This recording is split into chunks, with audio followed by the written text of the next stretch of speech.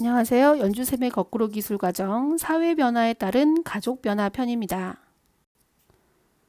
자, 오늘의 학습 목표 볼까요? 오늘의 학습 목표는 가족의 의미가 과거와 현대에 와서 어떻게 변해 왔는지 공부하게 될 거고요. 두 번째로 사회가 변하잖아요. 사회가 변하면 당연히 가족의 여러 가지 부면이 변하게 되겠죠. 그 점에 대해서 공부하도록 하겠습니다. 자, 먼저 우리가 가족의 변화를 공부하기 앞서서 가족과 가정이라고 하는 용어 정리부터 해야 될 것 같아요. 자, 먼저 가족이라고 하는 거 뭔지부터 얘기하죠. 가족이라고 하는 건 결혼이나 혈연 중심의 집단을 가족이라고 하는데, 다른 말로 하면 부부와 그들의 자녀로 구성된 집단을 가족이라고 얘기할 수 있죠. 자, 이제 이 용어는 그 가족의 구성원, 그러니까 사람에 초점을 맞추고 있죠. 다른 말로 하면 구조나 관계를 설명할 때 사용하는 게 가족이란 용어예요. 자, 예를 들게요. 우리가 어떤 사람을 이렇게 친하고 되게 좋은 사람에게 가족 같은 사람이다 이런 표현을 쓰잖아요. 근데 이런 표현 쓰는데 가정 같은 사람이다. 뭐 이런 표현 안 쓰죠. 어색하죠. 네, 그래서 가족 같은 사람, 가족이라고 하는 건 그 관계나 구조에 초점을 맞춘 용어이고요. 우리 교과목 제목이기도 하죠. 가정이라고 하는 단어는 똑같이 우리 혈연 관계에 있는 사람들의 공동체를 얘기를 하는데 여기 보면 생활 공동체라고 얘기했잖아요. 그래서 거기 구성원, 가족, 사람뿐만 아니라 그 사람들의 생활 또 그 사람들을 둘러싸고 있는 모든 환경까지를 포함한 더 넓은 의미의 용어입니다. 가정이라는 용어는. 그래서 우리 교과가 기술 가정이 되는 거죠. 기술 가족 아니고 가족에 대해서만 얘기해요. 구조 관계에 대해서 공부하는 게 아니라 그 안에 환경, 생활 모든 걸 포함하고 있기 때문에 가정이라고 표현하는 거죠. 그러면 우리 사회가 변했을 때 가족의 어떤 것들이 변하는지 볼게요. 먼저 가족의 개념이 변하겠죠. 가족의 개념. 과거의 가족이라고 하는 건 혼인, 관계, 그러니까 부부, 그 다음에 그들의 자녀가 혈연 관계, 이런 관계로 이루어진 집단을 가족이라고 여겼다면 오늘날에는 좀 달라졌어요. 그러니까 혼인과 혈연 관계를 포함하고요. 이것뿐만 아니라 그냥 혼인과 혈연 관계가 아닌데 애정과 친밀감을 가지고 지속적이고 공동생활을 하는 집단도 가족의 개념으로 확대시켜서 얘기하고 있어요. 가족의 개념이 좀 넓어졌죠. 자, 두 번째로 가족의 형태가 변하고 있어요. 어떻게 형태가 변하고 있냐? 첫 번째로 가족의 규모가 축소되기 시작했어요. 그러니까 가족을 구성하고 있는 수가 감소했죠. 과거에 확대 가족이라고 하죠. 확대 가족. 다른 말로 대가족이라고 불렀었는데 할아버지 할머니, 부모, 여러분 입장에서는 아버지 어머니, 부모, 그 다음에 결혼하지 않는 자녀, 결혼한 자녀 다 포함하는 거죠. 결혼한 자녀, 결혼하지 않는 자녀, 그 다음에 할아버지 할머니의 자녀인 고모, 고모, 고모부, 이모, 이모부 다 같이 사는 거예요. 자, 이런 확대 가족, 그러니까 숫자가 아주 많았다면 지금은 부부와 자녀로 이루어진 핵가족화 되어 있죠. 일반적이죠. 근데 오늘날에 와서는 이게 더 줄어들고 있어요. 1인 가족.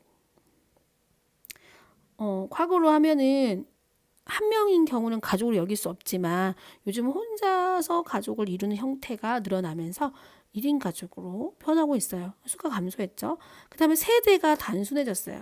자, 아까 얘기했던 할아버지, 할머니, 아버지, 어머니. 자, 그걸 이제 할아버지, 할머니, 조부모, 그 다음에 부모, 또 부모의 자녀. 이렇게 있는 걸 3세대라고 하거든요.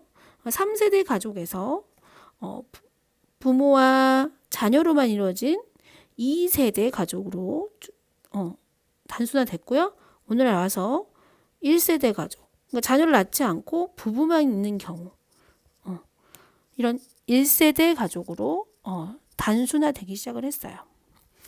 자, 그리고 형태들도 많이 다양해졌어요. 그러다 보니까 자, 먼저 여기 나와 있는 수정 확대 가족. 아까 확대 가족이 있었죠. 확대 가족은 조부모, 부모, 자녀, 또 조부모의 가족들, 조부모의 자녀들, 부모의 자녀들 이렇게 다 계속 같이 사는 건데 과거에는 이게 한 집에 살았어요. 수정 확대 가족은 어떤 형태냐면 수정 확대는 예를 들면 이런 거예요. 자, 한 집에 과거에는 확대 가족이 다 같이 살았잖아요. 근데 한 집에 안 살아요. 자, A는 부모가 사는 집이에요. 가까운 곳에 B, 자녀의 집이 있는 거죠. 자, 가까운 곳에 따로 살아요. 자, 따로 살지만 따로 살아서 확대가족 같은 모습이 아니죠. 핵가족 같은 모습인데 따로 살지만 자주 왔다 갔다 왕래를 하고 자주 친밀한 관계를 하고 있는 정서적으로는 확대가족인 이런 형태를 수정 확대가족이라고 불러요. 자, 그 다음에 수정 핵가족 있어요. 이건 반대겠죠. 핵가족은 따로 살아야 되는데 이제 한 집에 같이 사는 거죠. 예를 들면 이런 거예요. 여기 부모가 살고요. 2층에 부모 살고 밑에 층에 자녀가 살아요. 자녀의 가족이. 그리고 생활은 다 따로따로. 생활을 따로 하는 거죠. 생활을. 한 집에 살지만 독립되어 있는 상태. 그러니까 밥도 따로 해 먹고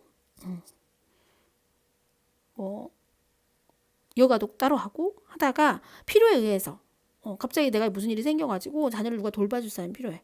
그러면 도와주는 거죠. 서로. 이런 형태. 그러니까 한 집에 사니까 핵가족 같지만 실제로 생활은 핵가족 같지 않은 형태를 수정 핵가족이라고 부르는 거죠. 자, 그 다음에 재혼가족 볼까요? 재혼가족은 말 그대로 부부 한쪽이나 또 부부 둘 다 다시 결혼하는 거죠. 다시 결혼했던 가족, 재혼가족.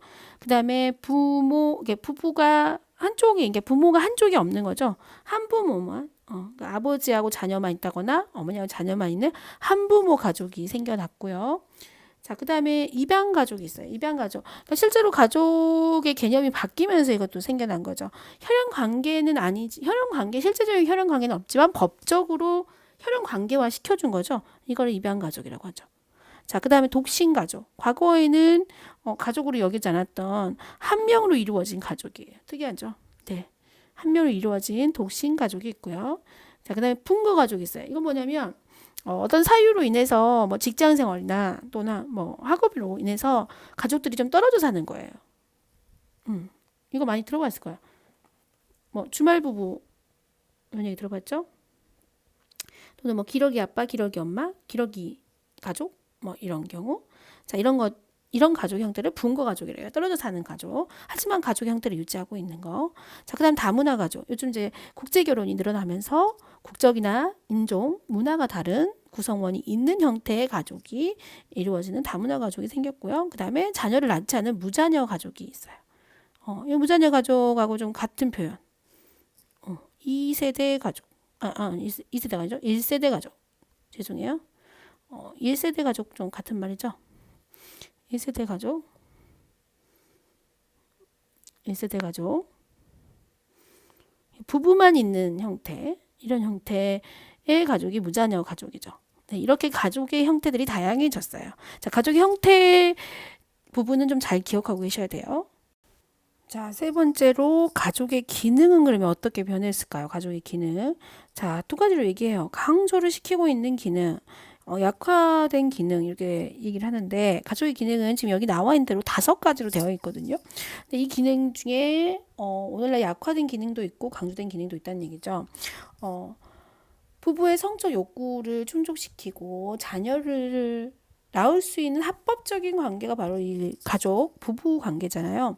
근데 자, 이 기능이 오늘날 약해지고 있죠. 자녀들을 많이 안 낳잖아요. 저출산 현상. 이런 것 때문에 우리 사회에서 이 성미 자녀 출산의 기능을 강조하자라고 얘기하겠죠. 강조를 더 하려고 하겠죠. 자녀 낳아야 된다. 이렇게 얘기하겠죠. 자, 그 다음에 애정 및 정서적 안정의 기능.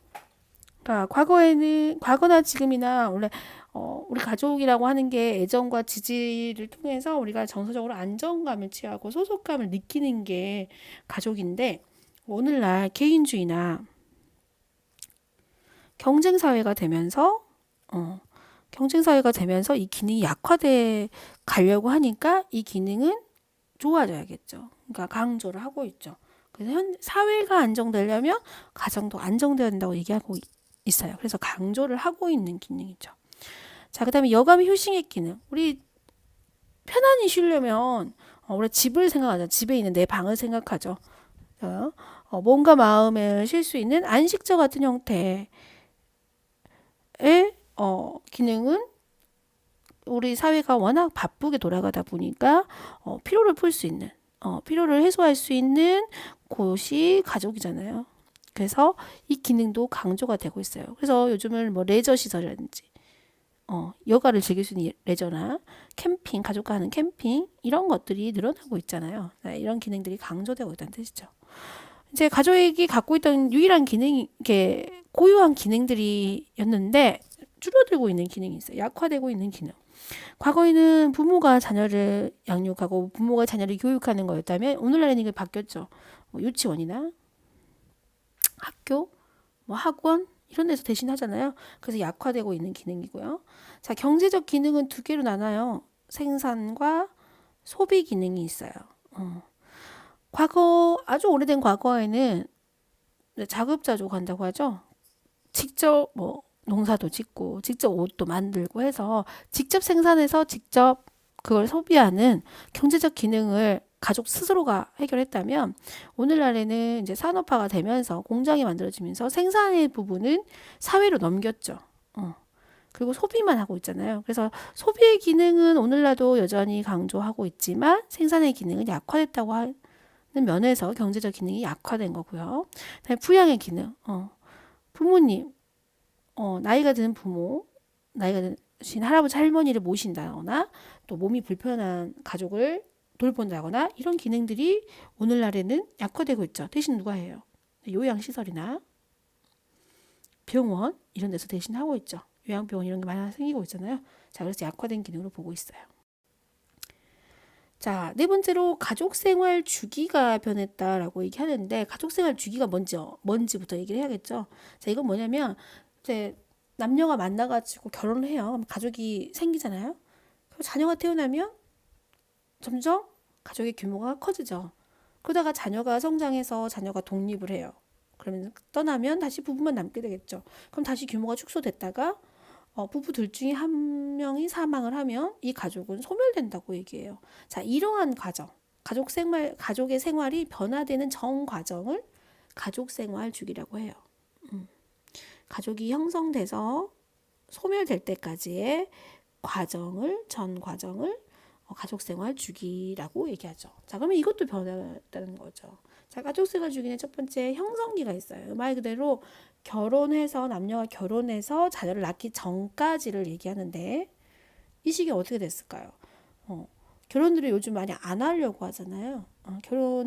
결혼을 하는 사람이 줄어들고 있어요. 그러다 보니까 가정을 형성하는 시기 자체가 늦어지고 있겠죠.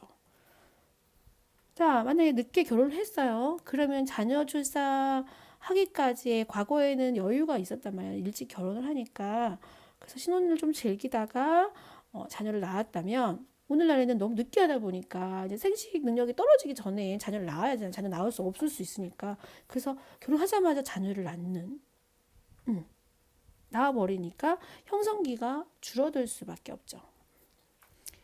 자, 자녀 양육기는 어떨까요? 자, 자녀 양육기는 첫 자녀가 태어나고 첫 자녀가 초등학교 입학하기 전까지를 얘기를 합니다. 그러면 자녀 출산도 늦게 하잖아요. 그러니까 늦어지고 있고요. 그다음에 출산을 안 하려고 하죠. 출산율이 지금 저출산이잖아요. 그러다 보니까 기간이 짧아질 수밖에 없겠죠.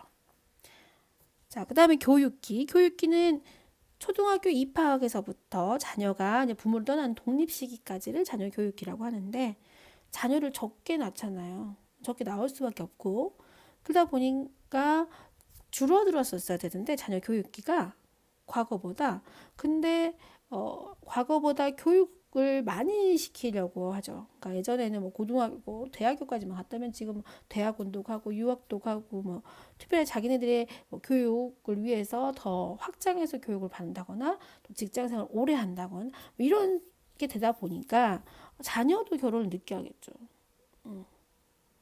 그래서 자녀 교육기는 상대적으로 늘어나 있는 형태가 되겠죠.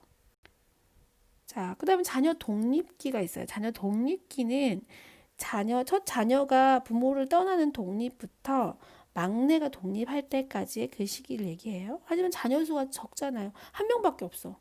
그러면 자녀가 한 명밖에 없으니까 그 기간이 짧지만 실제로 그 자녀도 교육을 더 많이 받고 그다음 그 자녀도 결혼을 늦게 하기 때문에 독립 시기는 늦어지기 마련이죠. 하지만 길이로 따지면 좀 짧아졌다고 할 수도 있겠죠. 자녀 수가 적으니까.